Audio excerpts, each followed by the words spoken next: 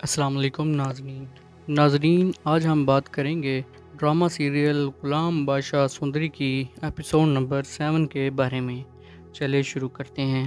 کہانی ایک نئے موڑ سے شروع ہوتی ہے جہاں عاشق کو ڈاکٹر ایک خطرناک حقیقت بتاتا ہے کہ اس کے دل کی حالت ٹھیک نہیں اور اسے فوری طور پر شہر جا کر ٹیسٹ کروانے ہوں گے، بلکہ ممکن ہے کہ ہارٹ سرجری بھی کرنی پڑے۔ یہ سن کر عاشق گھبرا جاتا ہے کیونکہ اس کی ساری فکر اپنی جان کی نہیں بلکہ اپنی بیٹی سندری کی ہوتی ہے۔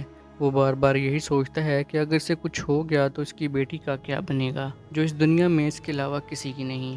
دوسری طرف سندری اپنے باپ کے ساتھ ایک معصوم اور محبت بھرا رشتہ شیئر کرتی ہے۔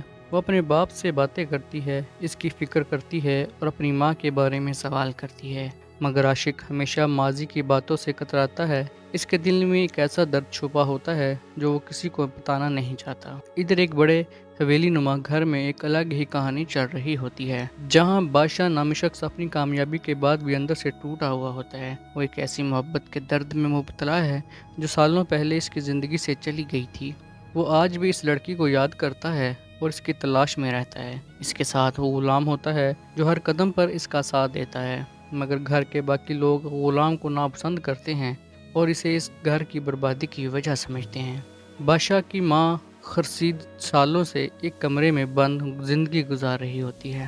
وہ اس نظام کے خلاف بغاوت کی سزا کاٹ رہی ہوتی ہے جہاں عورتوں کو اپنی مرضی سے جینے کا حق نہیں دیا جاتا۔ اس کے اندر کا درد اور غصہ اس کے الفاظ میں صاف نظر آتا ہے، مگر کوئی اس کی بات سننے کو تیار نہیں ہوتا۔ دوسری طرف گھر والے اسے پاگل قرار دے کر اس کی آواز کو دبانے کی کوشش کرتے ہیں۔ بادشاہ اپنے ماضی کی محبت کو بھلا نہیں پاتا اور ایک عورت موتیا کے پاس جاتا ہے جہاں وہ اپنے دل کی باتیں کرتا ہے۔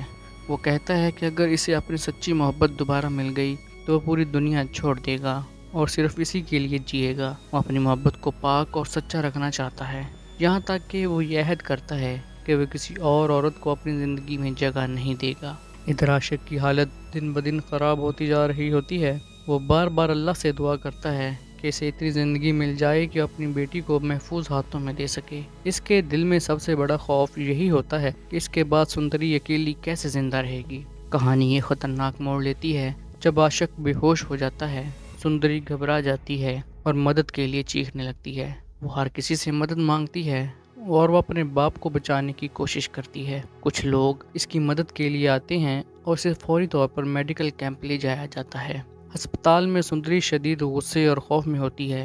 وہ ڈاکٹروں پر الزام لگاتی ہے کہ انہوں نے اس کے باپ کو نقصان پہنچایا ہے، مگر ڈاکٹر اسے سمجھاتے ہیں کہ اصل مسئلہ اس کے باپ کے دل کا ہے جو پہلے ہی بہت کمزور ہو چکا تھا۔ سندری اس بات کو ماننے کے لیے تیار نہیں ہوتی کیونکہ اس کے لیے یہ حقیقت قبول کرنا بہت مشکل ہے۔